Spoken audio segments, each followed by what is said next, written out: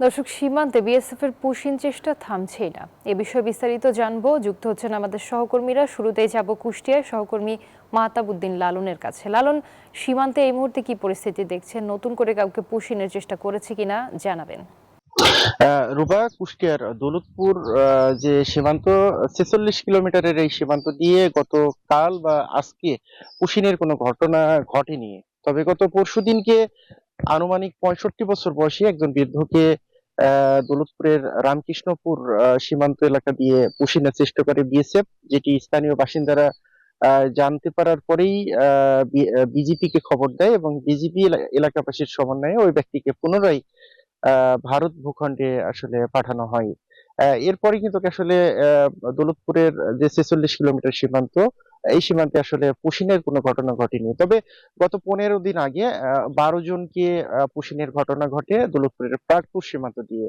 সেইখানে এই ১২ জন প্রায় ৩ দিন সীমান্তের সৈন্যরেখা অবস্থান করার পরে এলাকাবাসীর প্রতিরোধ এবং বিজিবির শক্ত অবস্থানের কারণে বিএসএফ তাদেরকে ফিরিয়ে নিতে বাধ্য হয়। তবে আমি স্থানীয় বাসিন্দাদের সাথে কথা বলেছি, তারা বলছেন যে সীমান্তে নতুন করে পুশিনের ঘটনা না ঘটলেও কিন্তু উত্তেজনা বিরাজ করছে। তারা বলছেন যে সীমান্ত এলাকা দিয়ে এই নারী, শিশু বা বৃদ্ধদের যেভাবে পুশিন করা হচ্ছে বা বিএসএফ পুশিন করছে, সেটি একেবারেই আসলে অমানবিক। এটি তারা মেনে নিতে পারছেন না। পাশাপাশি আমি বিজিবির সাথে কথা বলেছি। বিজিবি ৪৭ বিজিবির অধিনায়ক, তিনি বলছেন যে ইতিমধ্যে দৌলতপুরের এই ৪৬ কিলোমিটার সীমান্তে কিন্তু যে টহল কার্যক্রম সেটি জোরদার করা হয়েছে, বিজিবির সদস্য সংখ্যা বাড়ানো হয়েছে এবং এলাকাবাসীকে সাথে নিয়ে তারা সীমান্তে সব ধরনের পুশিন বা অবৈধ অনুপ্রবেশ প্রতিহত করবেন। তো এই ছিল কুষ্টিয়া সীমান্ত থেকে। ফিরে যাচ্ছি মেহেরপুরে, সেখানে অপেক্ষা করছেন আমাদের আরেক সহকর্মী ডালিম সানোয়ার। ডালিম, আপনি জানাবেন মেহেরপুর সীমান্তের সর্বশেষ পরিস্থিতি আপনি কি দেখছেন? আজকে পুশিনের ঘটনা ঘটেনি, কিন্তু বিগত ২ দিন কিন্তু মধ্যরাতে পুশিনের চেষ্টা করেছে ভারতীয় সীমান্তরক্ষী বাহিনী। এই পুশিনের যে ঘটানোর যে অবস্থা আর কি, সেটা কিন্তু বিএসএফ সবসময় চেষ্টা করছে। তবে এই চেষ্টার ফলেই কিন্তু বিজিবির মধ্যে এবং স্থানীয় জনতার মধ্যে এক ধরনের চাপা উত্তেজনা কাজ করছে। আমরা এখনো দেখতে পাচ্ছি যে স্থানীয় মাঠের যে কৃষক রয়েছে তারা কিন্তু বেশ সচকিত অবস্থানে রয়েছে। তারা চেষ্টা করছে, আসলে কোনোভাবেই পুশিন তারা হতে দেবে না। সব মিলিয়ে যে বিষয়টি দাঁড়ায় সেটি হচ্ছে যে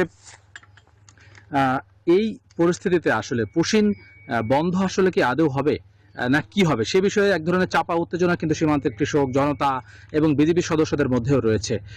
সর্বোপরি যে বিষয়টি দাঁড়ায়, ১৯৭৪ সালে যে ল্যান্ড বাউন্ডারি এগ্রিমেন্ট এবং ২০১৫ সালের কোঅপারেটেড বর্ডার ম্যানেজমেন্ট প্ল্যান অনুযায়ী সমস্ত বিজিবি এবং বিএসএফ এর মধ্যে যে সমস্ত সীমান্ত ব্যবস্থা বা নীতিগুলো কিন্তু এই দুটি আইনের মধ্য দিয়ে চলে এবং তার ফলেই কিন্তু আন্তর্জাতিকভাবে ছিটমহলগুলো বিনিময় সম্ভব হয়েছে। কিন্তু পুশিনের এই সমস্যার সমাধানটি কেন সমাধান হচ্ছে না, এটা নিয়েই কিন্তু সবচেয়ে বেশি চিন্তিত এখানকার স্থানীয় মানুষ। আরেকটি বিষয় হচ্ছে যে দেশের অন্যান্য অনেক জেলায় বিজিবির সক্ষমতা বৃদ্ধির ক্ষেত্রে আনসার সদস্যদেরকে অন্তর্ভুক্ত করা হয়েছে। মেহেরপুরে কিন্তু এখনো সেটা শুরু হয়নি। মেহেরপুরে ২টি ব্যাটালিয়নের অধীনে প্রায় ৯৭ কিলোমিটার সীমান্ত, ৪৭ বিজিবি রয়েছে, দায়িত্বে আছে ৬ বিজিবি। আসলে সেখানে এখনো আনসার সদস্যকে নিয়োগ দেওয়া হয়নি। আমরা সীমান্তের কাছাকাছি ঘুরে বিজিবির যে সক্ষমতা সেটি দেখার চেষ্টা করেছি।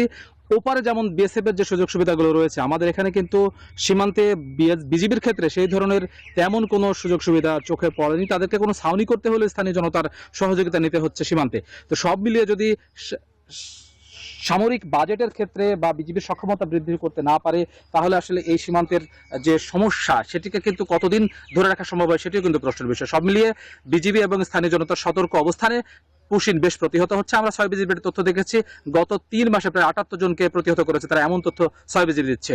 এই ছিল মেহেরপুর থেকে সীমান্তের সর্বশেষ পরিস্থিতি। রুবা। ডালিম, আপনাকে ধন্যবাদ।